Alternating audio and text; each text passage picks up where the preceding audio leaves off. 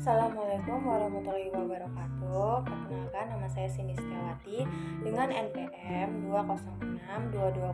20622010001, Prodi Akuntansi kelas 5. Nah, pada kesempatan ini saya akan mempresentasikan materi akuntansi keuangan lanjutan 1 dengan pada bab 9 tentang akuntansi untuk valuta asing transaksi dalam mata uang asing.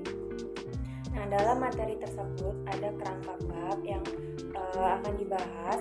Yang pertama, akuntansi untuk transaksi uang asing itu ada perdagangan internasional dan transaksi dengan uang asing yang di dalamnya membahas tentang konsep mata uang asing, jenis-jenis nilai tukar dan kuotasi dan perubahan nilai tukar. Lalu ada akuntansi untuk transaksi dengan mata uang asing, itu di dalamnya terdapat transaksi spekulasi, transaksi ekspor, dan transaksi impor.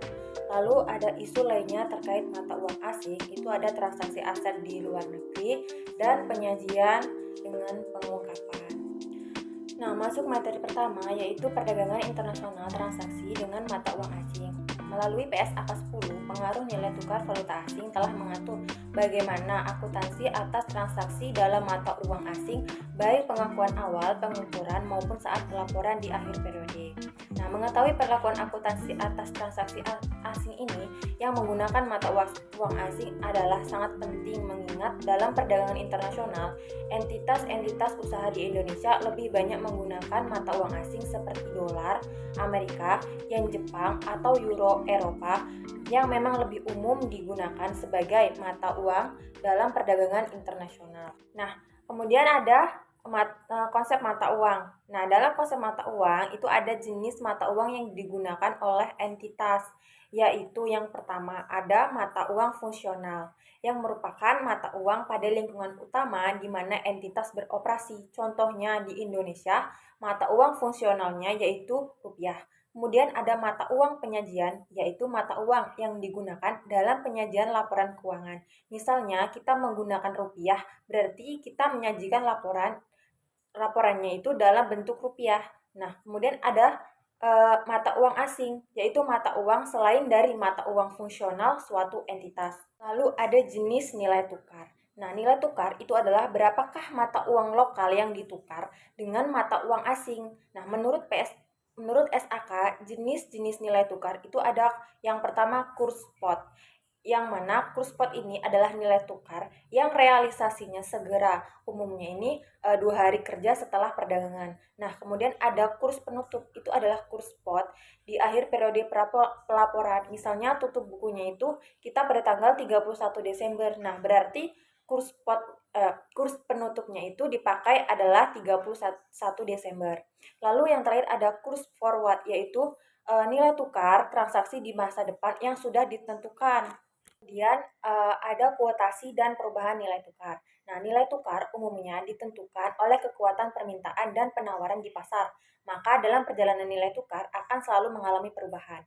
Nah, ada 2 jenis nilai tukar, yaitu direct exchange rate dan indirect exchange rate, atau kurs langsung dan tidak langsung. Maksudnya yaitu untuk kurs langsung itu adalah 1 dolar Amerika itu berapa rupiah, dan sedangkan untuk yang tidak langsung itu berapa rupiah untuk 1 dolar Amerika. Jadi itu hanya kebalikannya saja. Selanjutnya yaitu akuntansi untuk transaksi menggunakan mata uang asing.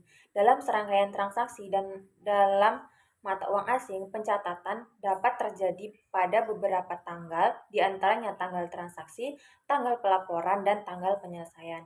Menurut PSAK 10, terdapat 3 kelompok transaksi yang termasuk dalam mata uang asing.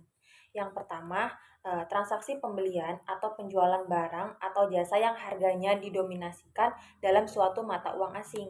Kemudian yang kedua, transaksi pinjam-meminjam dana ketika jumlah yang merupakan utang atau piutang didominasikan dalam suatu mata uang asing.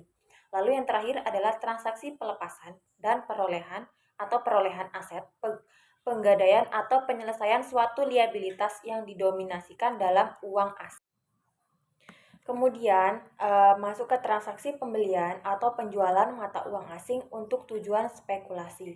Dalam transaksi untuk tujuan spekulasi, entitas sengaja melakukan jual beli mata uang asing untuk memperoleh keuntungan dari ekspektasi perubahan nilai tukar suatu mata uang. Nah, misalnya apabila suatu entitas memiliki ekspektasi bahwa mata uang rupiah ini akan melemah terhadap dolar Amerika di masa mendatang, maka entitas tersebut akan membeli dolar Amerika pada saat ini untuk kemudian dijual kembali pada saat terjadi pelemahan.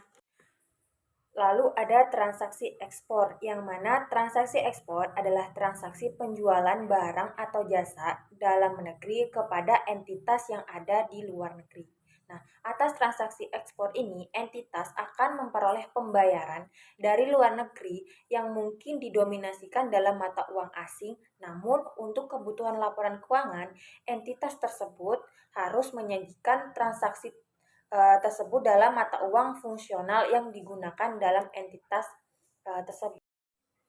Kemudian transaksi impor, yang mana adalah transaksi impor ini adalah transaksi pembelian barang atau jasa dari luar negeri untuk didatangkan ke dalam negeri. Nah, atas transaksi impor ini entitas memiliki kewajiban untuk menyerahkan pembayaran kepada entitas lain di luar negeri yang mungkin akan didominasikan dalam mata uang asing. Lalu masuk ke isu lainnya terkait transaksi menggunakan mata uang asing. Nah, yang pertama itu ada transaksi perolehan aset tetap dalam mata uang asing. Nah, menurut PSAK 16, mata aset tetap bahwa suatu aset tetap diukur berdasarkan biaya perolehan pada pengukuran awal. Kemudian 10 entitas tersebut dapat memilih untuk menggunakan model biaya atau model revaluasi untuk mengukur aset tetap pada periode-periode setelahnya. Nah, yang kedua itu ada penyajian dan pengungkapan transaksi menggunakan mata uang asing. Pengungkapan atas transaksi dengan mata uang asing dibutuhkan atas satu, jumlah dari selisih nilai tukar yang diakui dalam laba rugi, kecuali untuk selisih nilai tukar yang timbul pada instrumen keuangan. Kemudian yang kedua, selisih nilai tukar neto diakui dalam penghasilan komprehensif lain dan diakumulasikan dalam komponen ekuitas terpisah, dan juga harus mengungkapkan rekonsiliasi dari selisih nilai tukar tersebut pada awal dan akhir periode. Mungkin itu saja presentasi yang bisa saya sampaikan. Saya mohon maaf apabila ada kesalahan. Saya akhiri. Wabillahi taufiq wal hidayah. Wassalamualaikum warahmatullahi wabarakatuh.